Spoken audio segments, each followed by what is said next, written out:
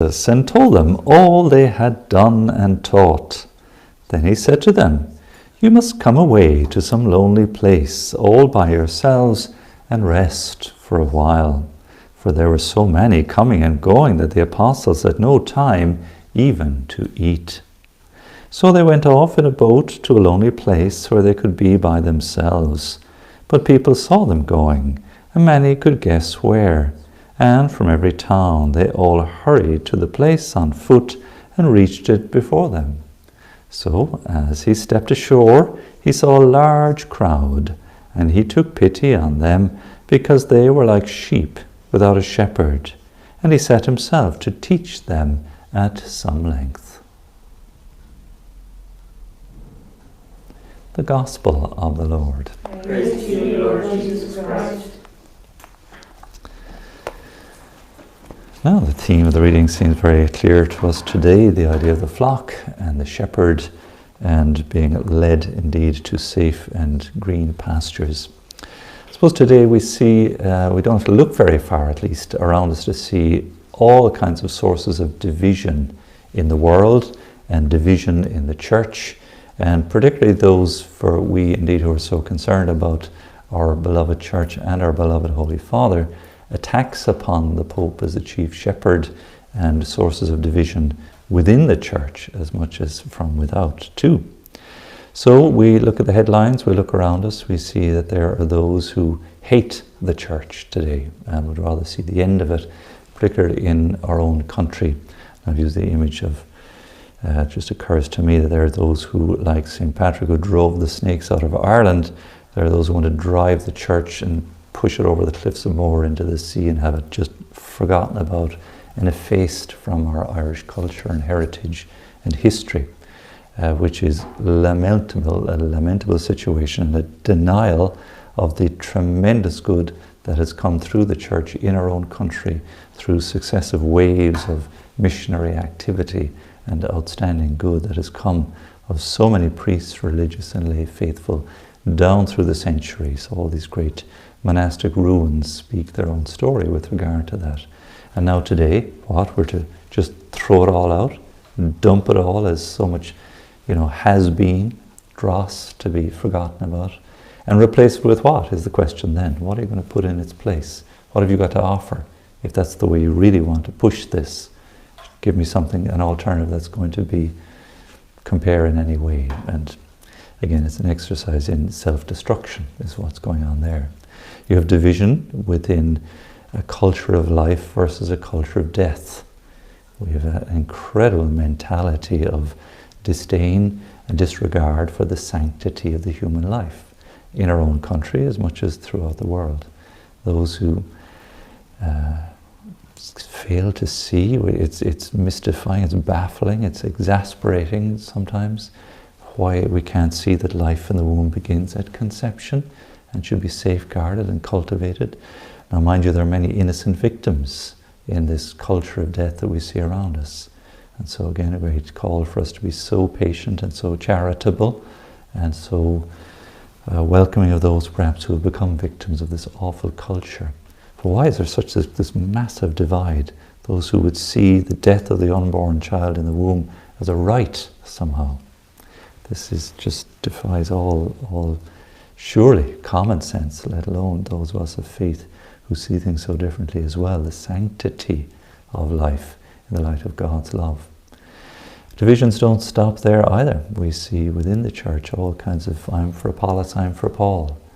The Holy Father's latest motu proprio in relation to trying to safeguard the unity of the church in the light of those movements in favour of the traditional form of the Mass, and trying to rein that back in a little bit, again taken as a weapon by the secular world against the church as the Pope coming down on conservatives, and then as a case in point of proof maybe for those who see themselves as being holding fast to the tradition of the church being somehow victimized now. And the conflict just continues, so it seems. So you can add to that list, that's only a few little examples, we can add in abundance to that list with all kinds of issues and controversies and conflicts. So just press pause, it would be my suggestion, and stand back a little bit from all of that. And to see that the devil is so much at work, prowling around, seeking the ruin of souls, driving wedges between brother and sister, mother and father. It was some politician I was just catching up on there, one of our own. Don't get much time to see this, but seeing how this new policy that's been introduced in relation to those who are vaccinated and those who are not vaccinated as a means of dividing family members, dividing communities. And I can see truth in that case that he was making. Again, what the devil is so active, just getting in at every possible gap and using our own weakness and frailties maybe in that task of just dividing the sheep completely, scattering us to the far corners. So the task at hand then is to remain faithful, difficult and all as it is, a desperate struggle at times that it is. And Our Lady at the foot of the cross is my go-to point of reference. For our work here in the radio, we see it afflicting us here in different ways in the radio as well. And everyone does, everyone feels it if we're honest. But Our Lady at the foot of the cross, she stood there surrounded by conflict and division. Pharisees and the religious establishment against Christ, the political establishment and the Romans, putting him to death. The apostles all scattered again and divided, and yet Our Lady standing there faithful in the midst of terrible suffering. And Christ, the unifying force for all of this and all of us ultimately, his suffering on the cross, giving meaning to the suffering that surrounds us today, the division that surrounds us today, the conflict and controversy and so on. Christ has come to break all of that, to unite us in him. So it's to the Lord we look in communion with Our Lady above all else. And we look to loyalty and fealty to the Church through the Holy Father. And he is the anointed shepherd of the sheep, the bishop of our diocese, the anointed shepherd of our diocese, the priests, his representatives. If we start to go our own ways, seek our own thing, there's greener pasture here, there, wherever, we look for it ourselves, it won't last. It cannot last. A house divided against itself. So we stay close and fast to the Church. We hold firm in faith, even when all around us it seems like everything is just falling apart. This is our rock, this is our surety.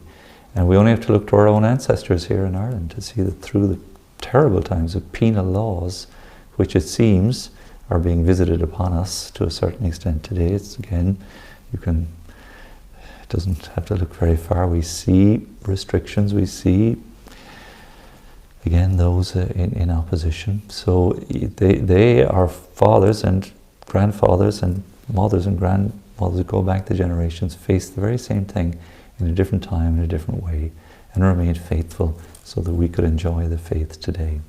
So let us hold fast for the sake of our children and grandchildren, for the sake of the sheep that are scattered or maybe lost or separated, and to guide and direct the weak and the vulnerable and those most in need of mercy to the Lord. We hold fast in all these things. We trust in the Lord. We grow stronger in our faith each day in prayer.